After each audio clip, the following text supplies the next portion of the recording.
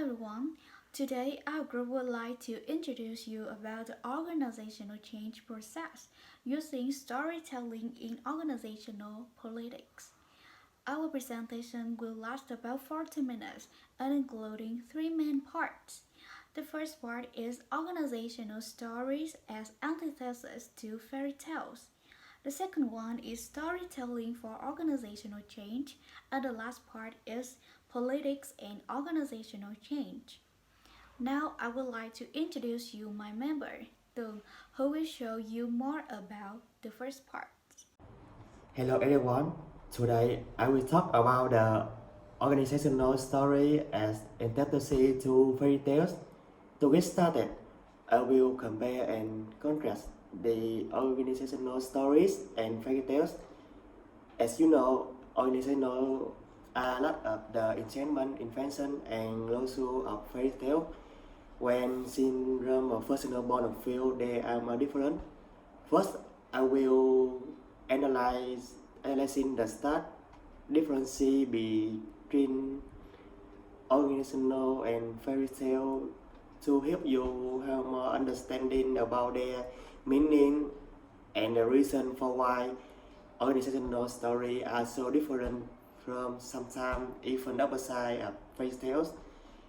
Second, based on the definition of the author, I will adopting a different perspective. Their case when organizational story resemble fairy tales to a certain extent, when some similar really exist. And based on the article, I hope I will bring an innovative and perspective and new insight for the understanding the medical narrative, including the role of organizational intervention such as storytelling and in a non-organization to present, discuss, and demonstrate the bond of my discourse analysis. I will follow a certain issue and aspect that characteristics both fairy tale and organizational story, starting with their nature and purpose, where the fundamental differences are right, continuing with the show, the perspective of the organizer and the teller, and ending with a classification of the context and boundary of each type of story or narrative. And then I will move to the realism or imagination logic or the rim. First, I will talk about the nature.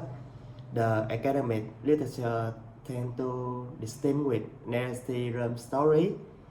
They argue that narrative is distinguished from a story that has a plot, although some scholars still apply the layman context with such distinction.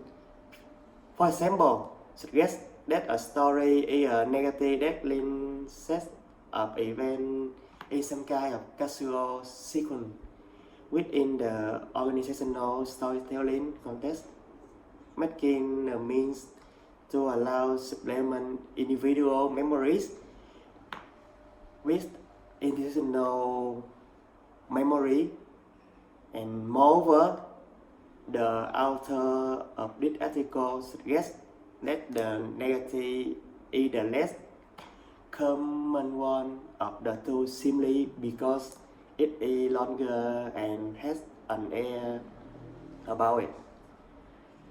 And organizational story can be very simple but are more commonly complex and may have multiple meanings. They are stories told in organizational and they are stories about organization which can be reasoned from within from and outside perspective. Organizational story help individual in gaining knowledge and understanding of organizational event perspective, in knowledge and in developing future according to recent leader. The fairy tale is a unique type of story, mainly directed at young people, representing for life.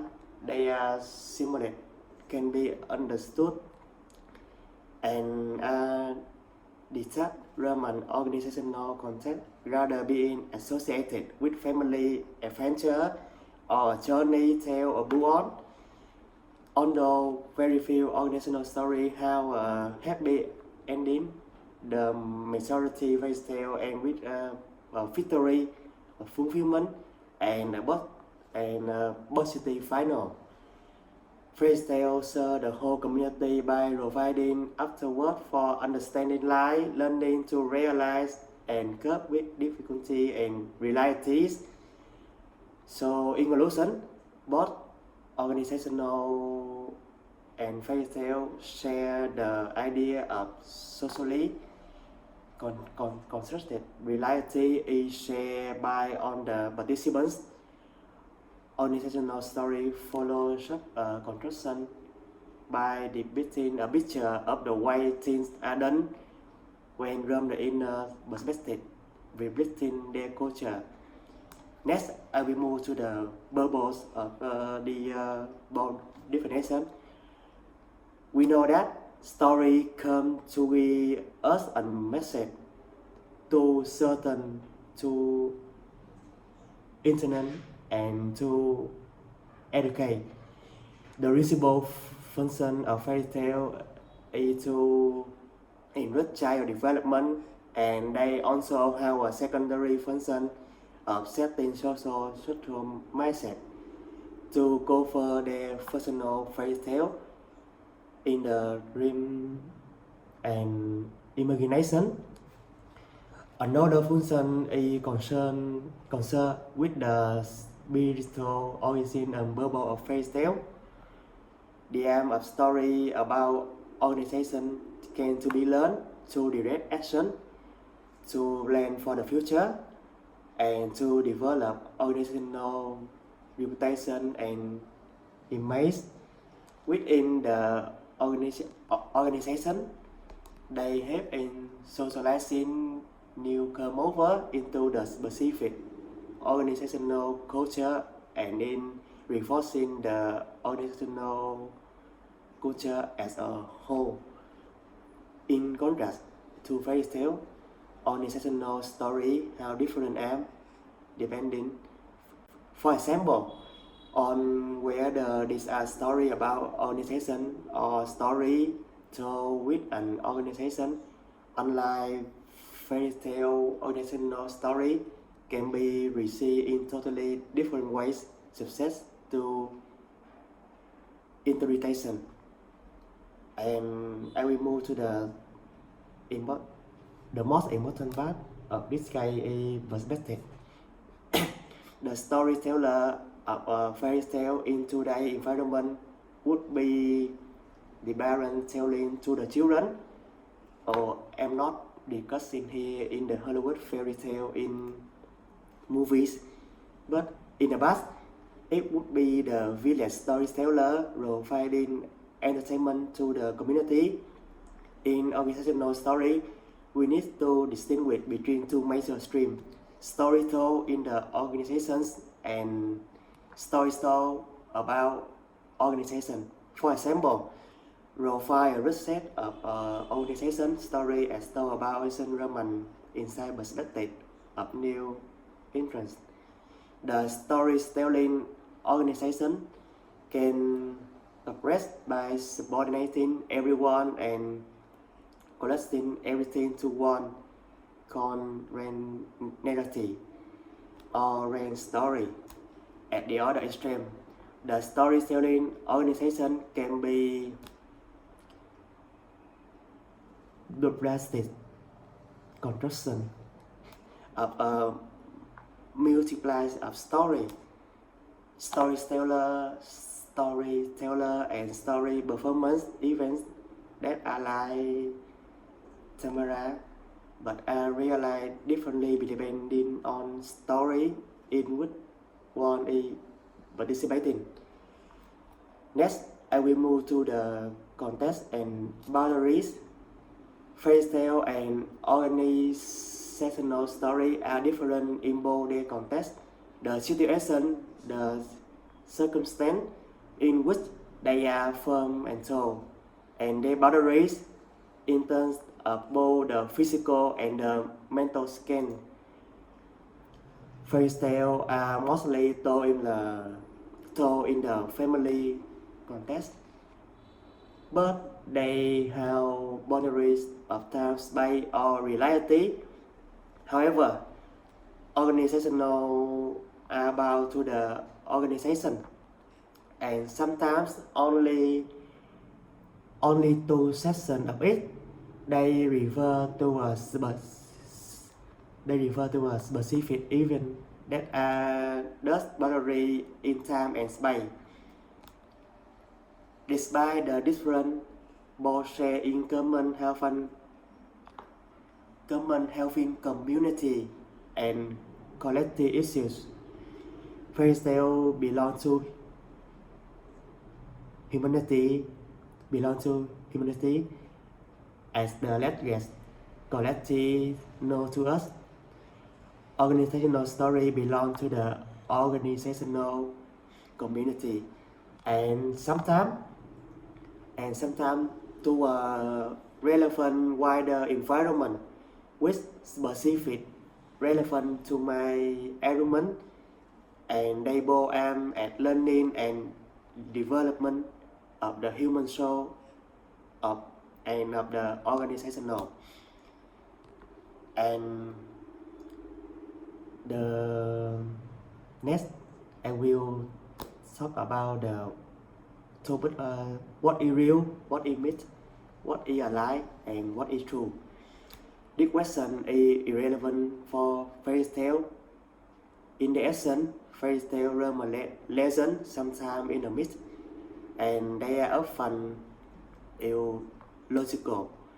When it comes to factual detail, their power in the simulation is capturing imagination and then realizing dreams.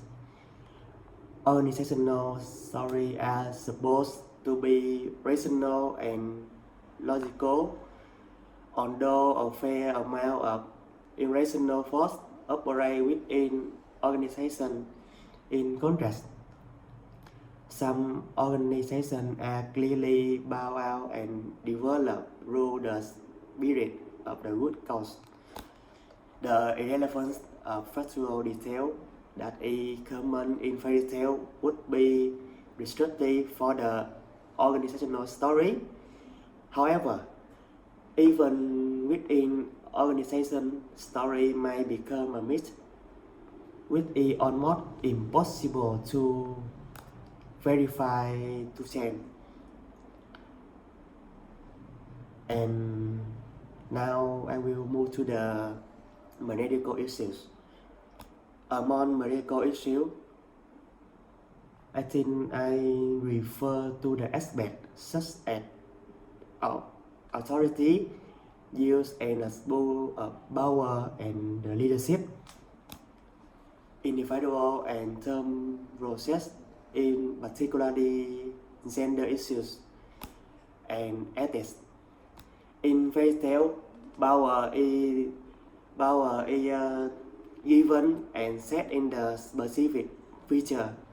The authority might be subject to the tradition, the king, the father, or the mother, but the event will change it in most cases.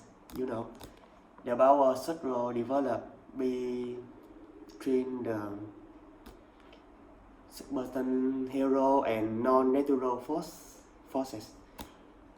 In organization, although power is not been to be evenly distributed, each is shared and people at different levels of authority have formal power. Even in organization, extreme use of power negatively received, in particularly when it enrage evil relay force, such as greed. For example, there are many examples of substance who lack the need for power are innocent, and we are and I think it's a exploitative by it. And the next part is gender. Some at a scale, some modern organizational stories show that there is room for women in the substance. In fact, one of the few exceptional organizational fairy tale is the Bodyserve company established by a female entrepreneur and still worldwide based academic star and exceptional journals. The evidence related the role of women as Spartan who really when freedom and power is not the scale in fairy tale, where we have many female heroines, although in most cases they are busy waiting for the reset of charm to sell or to sell or marry them. And fairy tale space the Spartan into two where area modern organizational story try to enable the senatorial, at least for political correctness say. And move to the learning and transformation. I think organizational learning can be taken at the quality and have a relationship to a process in which term of individual gain knowledge and understanding of organizational event of perspective through story. And organizational story are the back in-depth sense making of the organization. Transformation exists in both types of story, but in fairy tale, less the transformation would often come in shape of magic or the unexplained or good advice, government, external master or teacher, and for fortune destiny play a dominant role. And then we move to the hero and heroes. In fairy tale, the hero will commonly be defined or decided on in a seemingly unintentional manner. Destiny bestowed on the hero will cause him or her to follow a certain path in life. In organizations, it is self-direction and goal orientation that set a tone and direction rather than luck.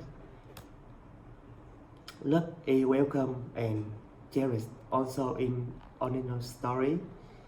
Leadership is crucial in organizational story, and you cannot develop an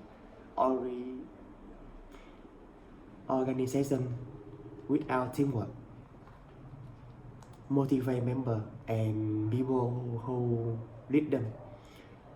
There are tussle between leaders, groups, and so on. And Spartan, I think, let me say, the Spartan engage and sometimes form game race in organizations.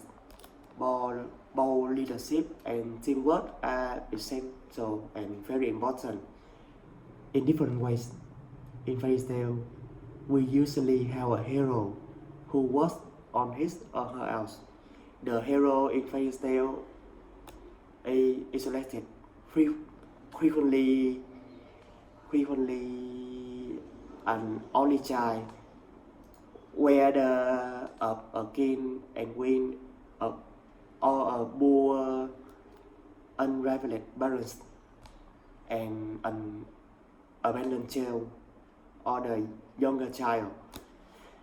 Many organizational stories are about people who initiated the organization's entrepreneurs who are disbanded and Spartan who managed to overcome the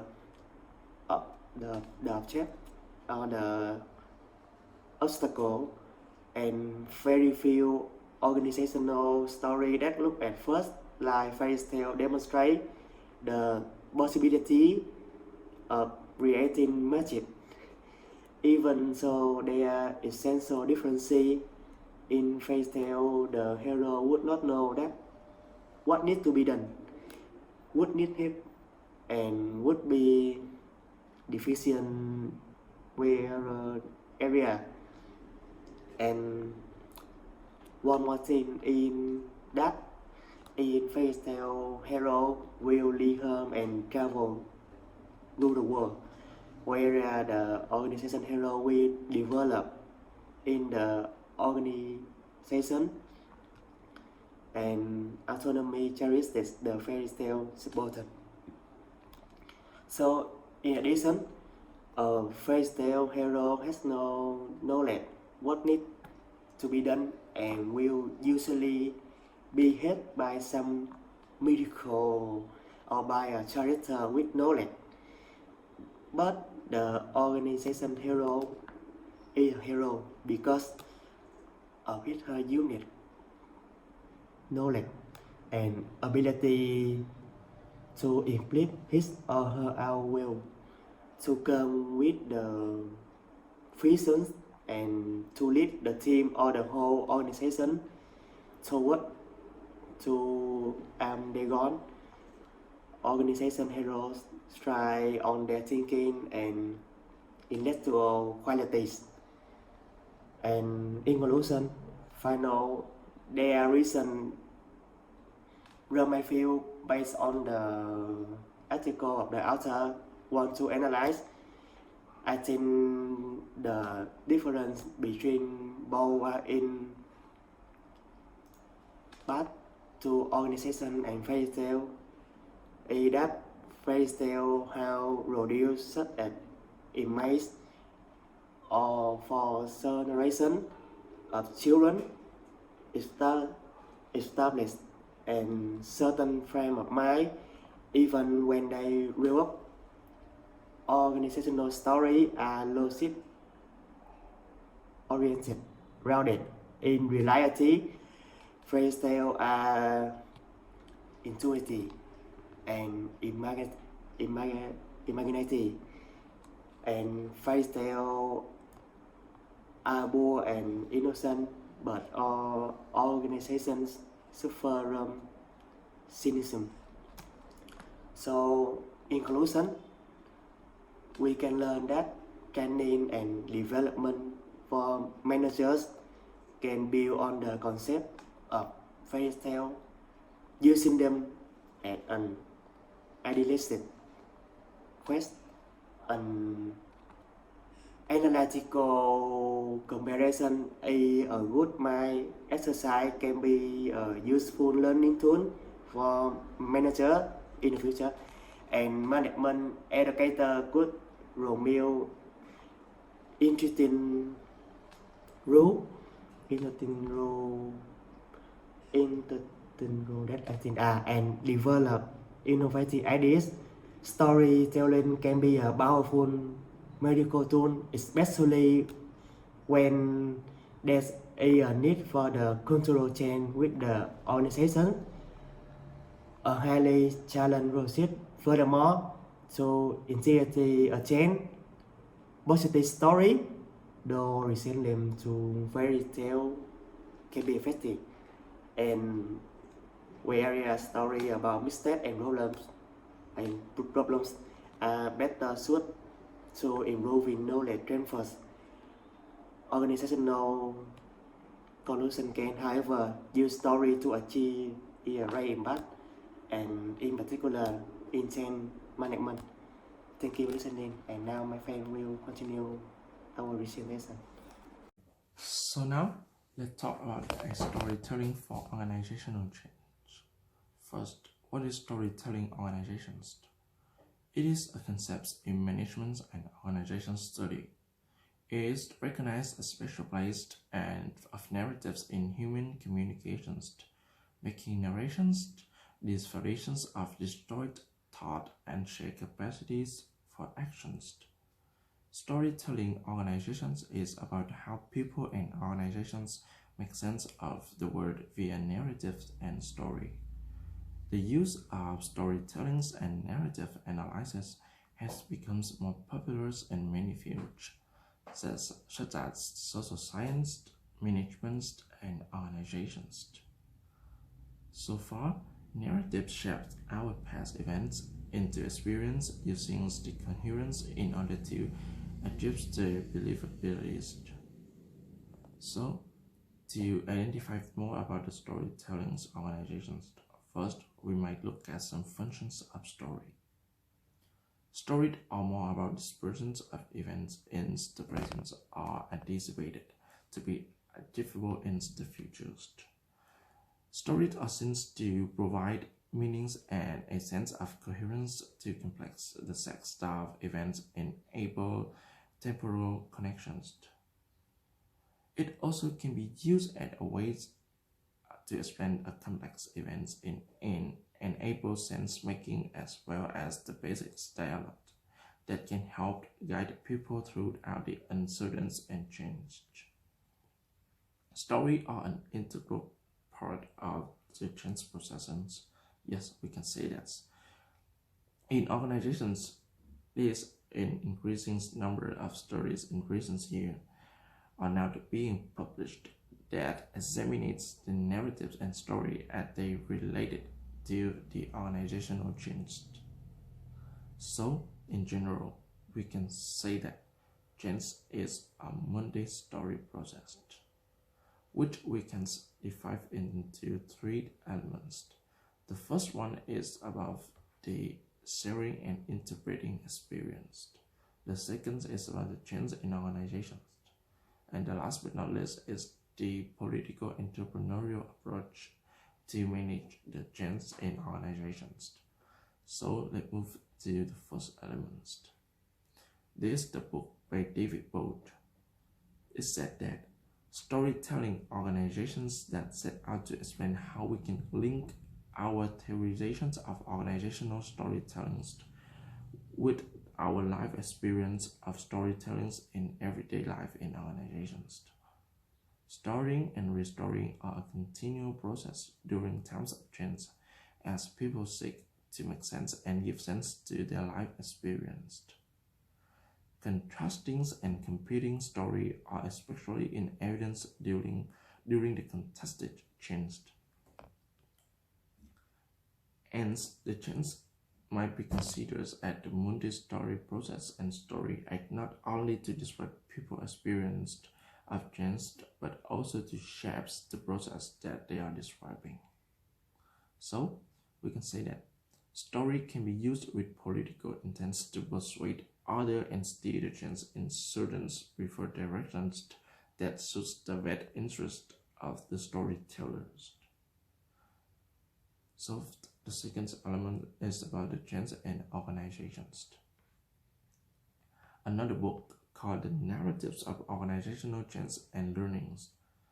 In that book, understandings of people change experience are limited, and that in the search for the meaning, people continually collect, tell, and explain story in order to make sense of the situations that may appear temporarily meaningless.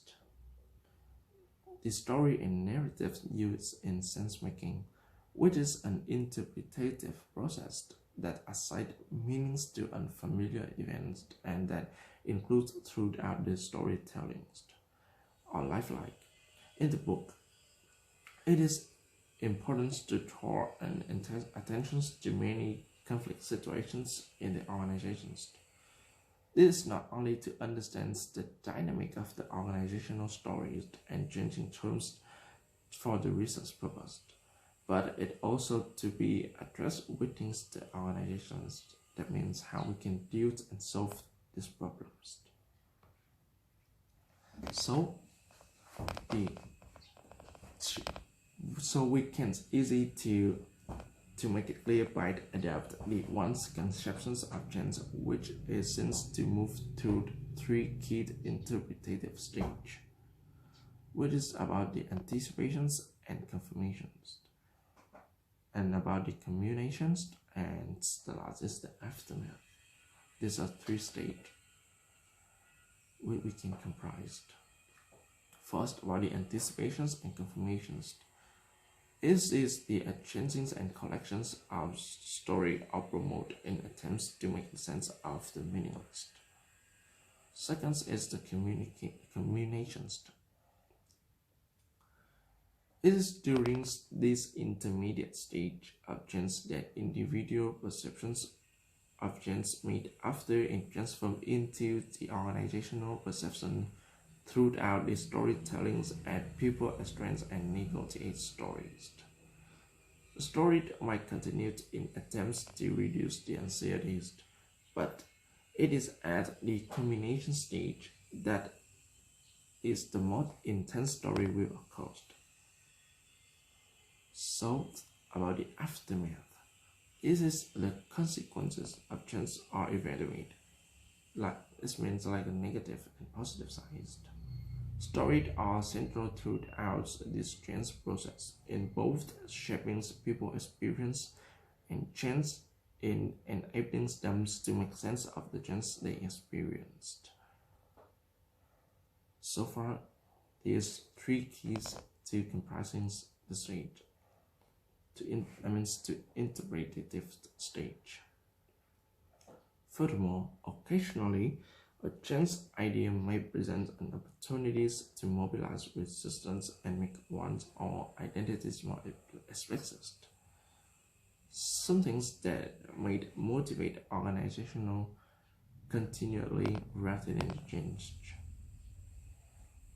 So let's move to the last but not least elements that using the political entrepreneurial to manage the organizational change.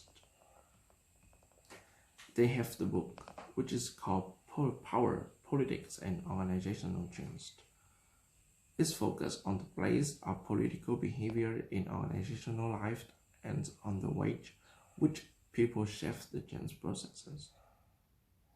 Firstly, there is an intricate link between the creations of the uncertain situations and the capacities of individual managers to express their will over order in the front of political behaviors. The change agents who use not political skilled will fail.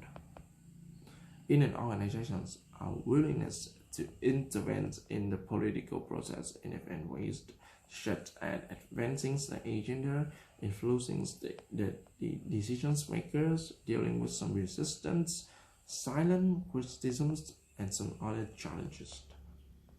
Secondly, different degrees of political intensities will influence the effectiveness of the change management strategies.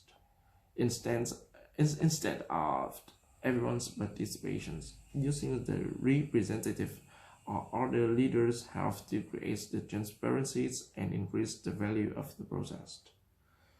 This might lead to response to the substance and drive the new things. Important proposals in the organization so that the organizations can achieve the goal which can be successful. Thirdly, is about the radical change programs. This is the very, very critical which affect directly to the survival of the communist, and yet it's highly politicized and contested.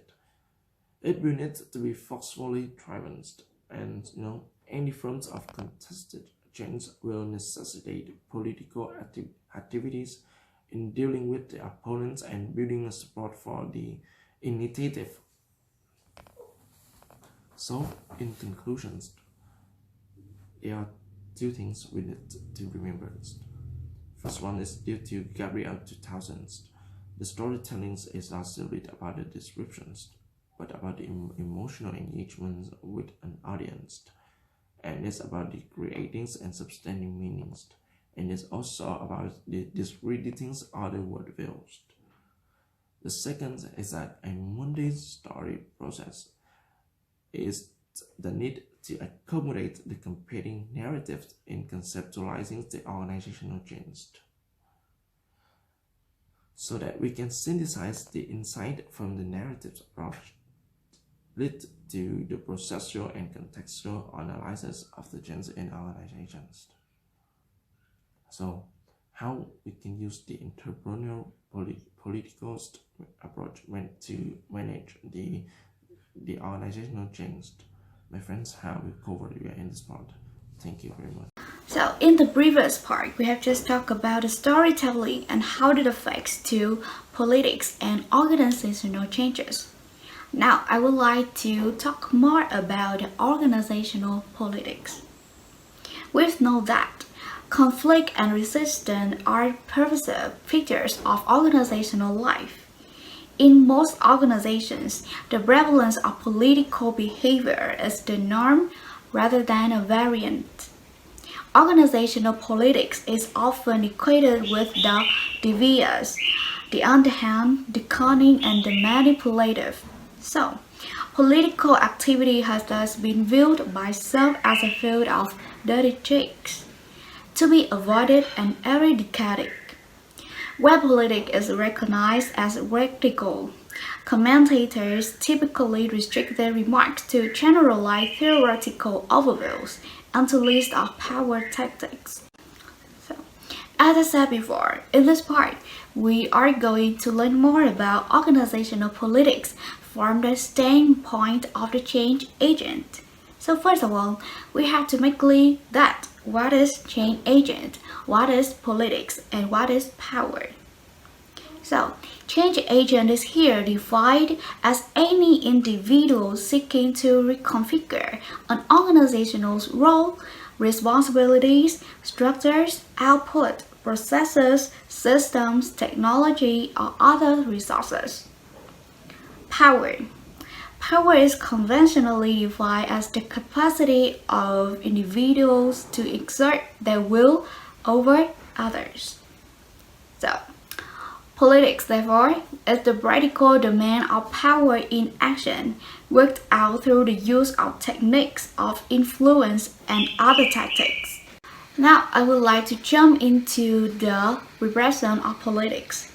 In this part, there are two systems that show the different views about managing organizational changes using politics. First, we talk about the social-technical system thinking. The ones who work in social-technical system thinking are not to recognize organizational politics in the model building. The social-technical model of responsible autonomy still lies at the heart of much contemporary prescription, including high-involvement management and self-managing teams. Participation here cannot be developed autocratically. So, how about the roles of the change agent in the system? The domain roles of the change agent are the therapist facilitator and the non-authoritarian social engineer. The therapist has a restricted and instrumental role in providing the knowledge and expertise necessary to ensure free and informed choice and to ensure internal commitment rather than to provide solutions.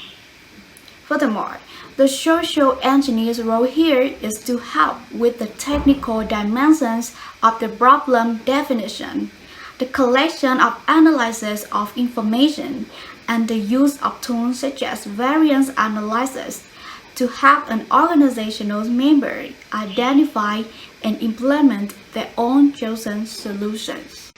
The problems of power are to be dealt with through self-design by knowledge transfer. for the managerial humanist perspective, which social technical system thinking shares with other chains of management thought.